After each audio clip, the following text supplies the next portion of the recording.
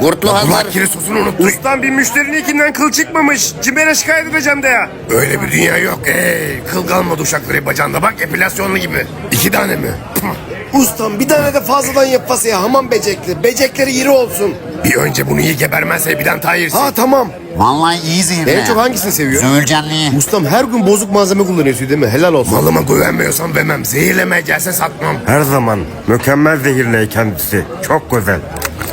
Ustam çok tatlıydın. Elleri sağlık. Çok konuşma. Sensiz sağ ol. Ustama hakaret etme. Köpek. Ustam. Eyvallah. Hadi 17 saniyeden beri bekliyorum. Al gebere kal. Hapşuracağım. Hapşurdum. La ağzını için kapatıyor. Bütün bakteriler boşa gittiler ya. En pis benimki olsun. Ya hepinizi geberteceğim. Ustam sağ tek bir eleştirim var. Bu siyeklere çözüm bulmayı lazım. Boş boş geziyorlar. Yemeğe katsa ya bunları. Doğru dediğin şaplak sayısını arttırmalı. Oh leş gibi koktu.